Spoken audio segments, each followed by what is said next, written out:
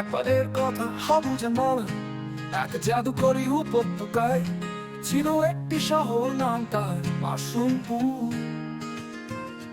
এই শহরের প্রতিটি বাড়ি বানানো ছিল বিশাল বিশাল মাশরুম দিয়ে। বড় মাশরুম মানে বড় বাড়ি, ছোট মাশরুম মানে ছোট কুঁড়ে ঘর। তার সব বাড়ির ছাদ ছিল গাঢ় কমলা রঙের। এই শহরে থাকতো এক দুষ্টু কিন্তু মিষ্টি ছোট্ট খরগোশ। টুক টুক টুক টুক থাকতো তার দাদুর বানানো লাল টুপি ও এলা মাশরুম বাড়িতে। সে খুব কৌতূহলী ছিল, সারাদিন ঘুরে বেড়াতো শহরে এ প্রান্ত থেকে ও প্রান্ত।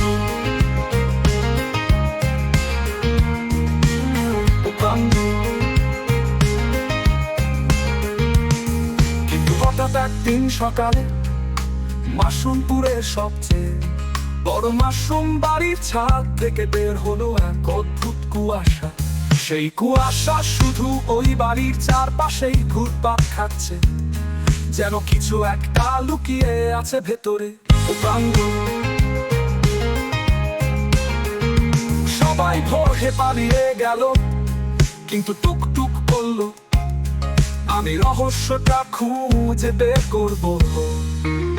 সে তার ছোট্ট ব্যাগে রাখলো একটা গাজর, এক বোতল মধু আর একটা ছোট্ট চলাই।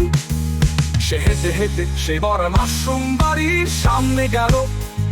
দরজাটা খোলা, টুক টুক ঢুকে দেখে ভিতরে কেউ নেই, কিন্তু হঠাৎ করে দেয়ালের পিছন থেকে আওয়াজ এলো, কুয়াশা ছাড়া আমরা বাঁচতে পারি না ও প্রাঙ্গণ।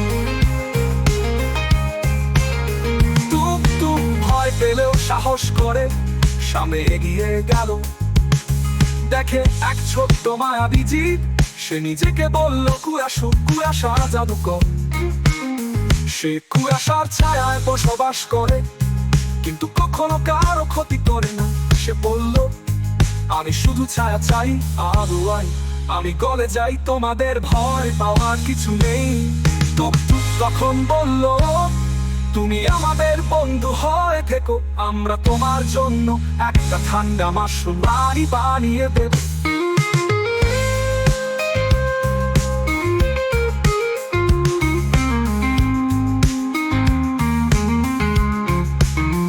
আর তখন থেকেই কুয়াশা আর টুক টুক হয়ে গেল সারা বন্ধু।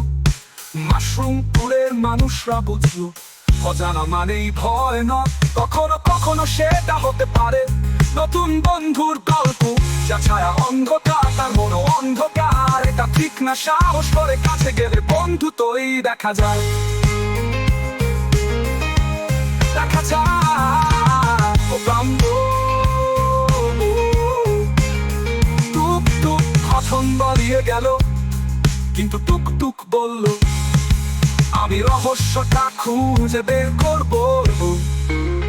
সে তার ছোট্ট ব্যাগে রাখলো একটা গাজর, এক বোতল মধু আর একটা ছোট্ট চলাই। সে হেঁটে হেঁটে সেই বড় মাশরুম বাড়ির সামনে গেল। দরজাটা খোলা, টুক টুক টুকে দেখে ঢুকে দেখে, কিন্তু হঠাৎ করে দেয়ালের পিছন থেকে আওয়াজ এলো, কুয়াশা কুয়াশা